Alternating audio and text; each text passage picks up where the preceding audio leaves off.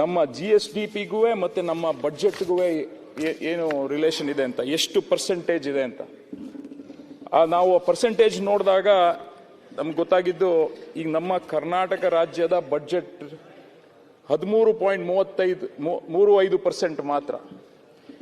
ಈಗ ನಮ್ಮ ಬಡ್ಜೆಟನ್ನು ಬೇರೆ ರಾಜ್ಯಗಳಿಗೆ ಕಂಪೇರ್ ಮಾಡಿದ್ರೆ, ಈಗ ಮಹಾರಾಷ್ಟ್ರ ಇರ್ಬೋದು, ಗುಜರಾತ್ ಇರ್ಬೋದು, ತಮಿಳುನಾಡು ಇರ್ಬೋದು, ಎಲ್ಲ ಈಗ ಮಹಾರಾಷ್ಟ್ರ ಅವರ GSDP ಇದ್ದಿದ್ದು 47 ಲಕ್ಷ ಕೋಟಿ, ನಮ್ಮದು 30 ಲಕ್ಷ ಕೋಟಿ. ಅವರ ಬಡ್ಜೆಟ್ ಪ್ರಮಾಣ ನೋಡಿದ್ರೆ ಯೂಶಲಿ ಏನು ಜಾಸ್ತಿ ಬಡ್ಜೆಟ್ GSDP ಇದ್ರೆ ಕಮ್ಮಿಯ ಪರ್ಸೆಂಟೇಜ್ ಗ್ರೋತ್ ಇರ್ತದೆ, ಅದು ಬಡ್ಜೆಟ್ ಇರುತ್ತೆ. ಅದ್ರ ಪ್ರಕಾರ ನೋಡಿದ್ರೆ ನಾವು 13.35% ಮಾತ್ರ ಇರೋಂಥದ್ದು. ಬೇರೆ ರಾಜ್ಯಗಳಿಗೆ ಕಂಪೇರ್ ಮಾಡಿದ್ರೆ ನಾವು ಲೋವರ್ ಎಂಡಲ್ಲಿ ಇದ್ದೀವಿ. ಅದನ್ನು ಯಾವ ಥರ ಇನ್ಕ್ರೀಸ್ ಮಾಡ್ಬೋದು ಅಂತ ಸರ್ಕಾರ ಗಮನ ಹರಿಸಬೇಕು. ಇನ್ಕ್ರೀಸ್ ಮಾಡಿದ್ರೆ ಬೇರೆ ಕೆಲಸ ಕಾರ್ಯಗಳಿಗೆ ಇನ್ನೂ ಹೆಚ್ಚಿನ ಬಡ್ಜೆಟ್, ಏನು ಫಿಸಿಕಲ್ ರೆಸ್ಪಾನ್ಸಿಬಿಲಿಟಿ ಏನಿದೆ ಆ ಒಂದು ನಿಯಮಾವಳಿಗಳಲ್ಲಿ ಅದನ್ನ ಇನ್ನೂ ಜಾಸ್ತಿ ಮಾಡ್ಬೋದು ಅನ್ನೋದು ನನಗಾದ್ರೂ ಅನ್ನಿಸ್ತದೆ. ಅದನ್ನ ದಯವಿಟ್ಟು ನಿಮ್ಮ ಮೂಲಕ ಸರ್ಕಾರಕ್ಕೆ ಆಗ್ರಹ ಮಾಡೋದೇನೆಂದ್ರೆ ಅದನ್ನ ಗಮನ ಹರಿಸಬೇಕು ಅಂತ ಕೇಳ್ಕೊಳ್ತೀನಿ.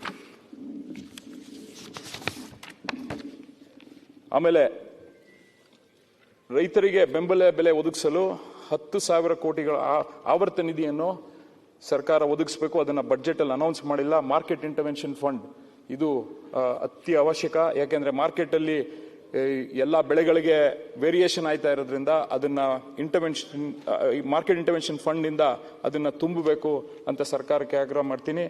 ಮೈಕ್ರೋ ಫೈನಾನ್ಸ್ ಜಾಲದಿಂದ ಬಡ ಜನರ, ವಿಶೇಷವಾಗಿ ಮಹಿಳೆಯರಿಗೆ ಪಾರು ಮಾಡಲು ಈಗಾಗಲೇ ನಿಮಗೆ ಗೊತ್ತಿರೋ ಹಾಗೆ ಎಲ್ಲಾ ಕಡೆ ಸೂಸೈಡ್ಗಳು ನಡೀತಾ ಇದೆ. ಅದಕ್ಕೆ ಯಾವ ತರ ಸರಳ ವಿಧಾನದಲ್ಲಿ ಸಾಲನ ಒದಗಿಸಬೇಕು, ಅದಕ್ಕೆ ಕ್ರಮ ವಹಿಸಬೇಕು ಅಂತ ನಿಮ್ಮ ಮೂಲಕ ಕೇಳ್ಕೊಳ್ತೀನಿ. ಕೃಷಿ ಕ್ಷೇತ್ರ ಮತ್ತೆ ಈಗ ಬಡ್ಜೆಟ್ ಅಲ್ಲಿ ನೋಡಿದ್ರೆ ನಾವು ನೀರಾವರಿಗೆ, ಇರಿಗೇಷನ್ಗೆನೆ ಬೇರೆ ಸ್ಟೇಟ್ಗಳಿಗೆ ಕಂಪೇರ್ ಮಾಡ್ಕೊಂಡ್ರೆ ನಾವು ತುಂಬಾ ಕಮ್ಮಿ ಇದ್ದೀವಿ.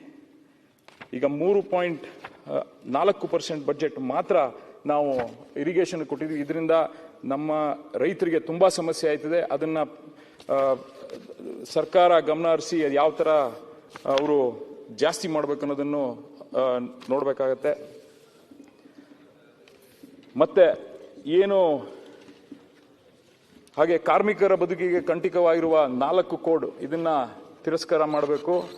ಮತ್ತೆ ವಿದ್ಯುತ್ ಕ್ಷೇತ್ರದಲ್ಲಿ ಈಗೇನು ಖಾಸಗೀಕರಣ ಪ್ರಕರಣ ನಡೀತಾ ಇದೆ, ಸ್ಮಾರ್ಟ್ ಮೀಟರ್ಗಳನ್ನ ಅಳವಡಿಸ್ತಾ ಇದ್ದಾರೆ, ಅದನ್ನ ಕೈ ಬಿಡಬೇಕು ಅಂತ ನಿಮ್ಮ ಮೂಲಕ ಸರ್ಕಾರಕ್ಕೆ ಆಗ್ರಹ ಮಾಡ್ತೀನಿ. ಆಮೇಲೆ ಏನು 3 ಕೃಷಿ ಕಾಯ್ದೆಗಳಿರ್ಬೇಕು, ಅದನ್ನ ಪ್ರಣಾಳಿಕೆಯಲ್ಲೂ ಸರ್ಕಾರ ಅನೌನ್ಸ್ ಮಾಡಿತ್ತು, ಅದನ್ನ ಕೈ ಬಿಟ್ಟಿಲ್ಲ. ದಯವಿಟ್ಟು ಅದನ್ನ ಕೈ ಬಿಡಬೇಕು ಅಂತ ನಿಮ್ಮ ಮೂಲಕ ಕೇಳ್ಕೊಳ್ತೀನಿ. ಆಮೇಲೆ national policy framework for agriculture ಇದನ್ನು ತಿರಸ್ಕಾರ ಮಾಡಬೇಕು ಅಂತ ನಿಮ್ಮ ಮೂಲಕ ಕೇಳ್ಕೊಳ್ತೀನಿ.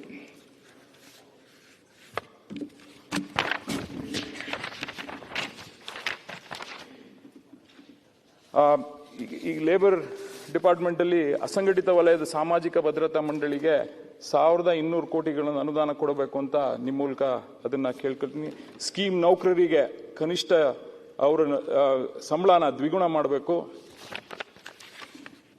ಆಸ್ಪತ್ರೆಗಳಲ್ಲಿ ಖಾಲಿ ಇರುವ ವೈದ್ಯರ ಹುದ್ದೆಗಳನ್ನು ಈ ಕೂಡಲೇ ತುಂಬಬೇಕು. ಈಗ ನಿಮಗೆ ಗೊತ್ತಿರಾಗೆ ಹಳ್ಳಿಗಳಲ್ಲಿ ಜನರು ಸರ್ಕಾರಿ ಆಸ್ಪತ್ರೆಗಳಿಗೆ ಹೋಗ್ತಾ ಇದ್ದಾರೆ, ಅಲ್ಲಿ ವೈದ್ಯರ ಕೊರತೆ ಇದೆ ಇಡೀ ರಾಜ್ಯದಲ್ಲಿ, ಅದನ್ನ ತುಂಬಬೇಕು ಅಂತ ಕೇಳ್ಕೊಳ್ತೀನಿ. ಆರೋಗ್ಯ ಕ್ಷೇತ್ರಕ್ಕೆ ನೀಡಿರುವ ಅನುದಾನ ಏನಿದೆ ಅದನ್ನ ಡಬಲ್ ಮಾಡಬೇಕು ಅಂತಾನು ಕೇಳ್ಕೊಳ್ತೀನಿ.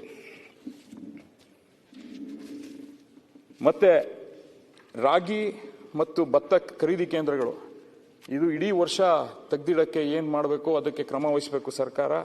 ಕೊನೆಯದಾಗಿ ಈಗೇನು ಸಾವಯವ ಕೃಷಿ ಬಗ್ಗೆ, ಈಗ ಮೊನ್ನೆ 17ನೇ ತಾರೀಕು ಹಿಮಾಚಲ್ ಪ್ರದೇಶ್ ಬಜೆಟ್ ಅನೌನ್ಸ್ ಮಾಡಿದ್ರು. ಆ ಬಜೆಟ್ ಅಲ್ಲಿ ಅವರು ಸಾವಯವ ಕೃಷಿಗೆ ಅತಿ ಹೆಚ್ಚು ಒತ್ತನ್ನ ಕೊಟ್ಟಿದ್ದಾರೆ. ಅವರು ಮಿನಿಮಮ್ ಸಪೋರ್ಟ್ ಪ್ರೈಸ್ ಅನ್ನು ಜಾಸ್ತಿ ಮಾಡಿದ್ದಾರೆ, ಕೆಲವು ಗೋಧಿ, ಜೋಳ ಇದಕ್ಕೆ, ಮತ್ತೆ ಟ್ರಾನ್ಸ್ಪೋರ್ಟ್ ಸಬ್ಸಿಡಿಯನ್ನು ಅವರು ಅನೌನ್ಸ್ ಮಾಡಿದ್ದಾರೆ. ಅದಾದ ನಂತರ ಎಲ್ಲ ಸರ್ಕಾರದ ಏನು ಫಾರ್ಮ್ಗಳಿದೆ ಅದನ್ನೆಲ್ಲಾನು ನ್ಯಾಚುರಲ್ ಫಾರ್ಮಿಂಗ್ಗೆ ಶಿಫ್ಟ್ ಮಾಡಬೇಕು ಅಂತ ಇದೊಂದು ಮಾಡಿದ್ದಾರೆ. ಮತ್ತೆ 1 ಲಕ್ಷ ರೈತರನ್ನ ನ್ಯಾಚುರಲ್ ಫಾರ್ಮಿಂಗ್ಗೆ ತರಬೇಕು ಅಂತ ಈ ಒಂದು ಬಜೆಟ್ ಅಲ್ಲಿ ಅನೌನ್ಸ್ ಮಾಡಿದ್ದಾರೆ. ನಮ್ಮ ರಾಜ್ಯದಲ್ಲೂ ಈಗ ಈ ಬಜೆಟ್ ಅಲ್ಲಿ ಜೋಯ್ದಾ ತಾಲೂಕನ್ನ ಕಂಪ್ಲೀಟ್ ಆಗಿ ನ್ಯಾಚುರಲ್ ಫಾರ್ಮಿಂಗ್ ಮಾಡಬೇಕು ಅಂತ ಅನೌನ್ಸ್ ಮಾಡಿದ್ದಾರೆ. ಅದು ಸಾಲಲ್ಲ, ಇನ್ನೂ ಹೆಚ್ಚಿನ ರೀತಿಯಲ್ಲಿ ಅವರು ಈ ಕ್ರಮ ವಹಿಸಬೇಕಾಯ್ತದೆ. ಕರ್ನಾಟಕದ ಕೃಷಿ ಈಗ ಅಗ್ರಿಕಲ್ಚರ್ ಡಿಪಾರ್ಟ್ಮೆಂಟ್ ಅಲ್ಲೇ ಗೊತ್ತಿರಂಗೆ ಅವ್ರು ನಡೆಸಿರೋ ಸರ್ವೆಯಲ್ಲಿ ನಮ್ಮ ಮಣ್ಣಿನ ಗುಣಮಟ್ಟ ಮತ್ತು ಫಲವತ್ತತೆಯನ್ನು ಕಳ್ಕೊಳ್ತಾ ಇದೀವಿ. ಅದಕ್ಕೆ ಸೂಕ್ತ ಕ್ರಮ ತಗೊಳ್ಬೇಕು. ಪ್ರತಿ ಹೋಬಳಿಯ ಒಂದು ಪಂಚಾಯಿತಿಯನ್ನು ಪೂರ್ತಿ ನ್ಯಾಚುರಲ್ ಫಾರ್ಮಿಂಗ್ಗೆ ಏನ್ ಮಾಡಬೇಕು, ಮತ್ತೆ ಎಲ್ಲ ಬೆಳೆಯೋ ಪದ್ಧತಿಗಳು ಮತ್ತೆ ನಮ್ಮ ನೀರಾಯಿಸಂತ ಏನ್ ಪದ್ಧತಿಗಳಿದೆ ಅದನ್ನ ಪೂರ್ತಿ ಬದಲಾವಣೆ ಮಾಡಬೇಕು.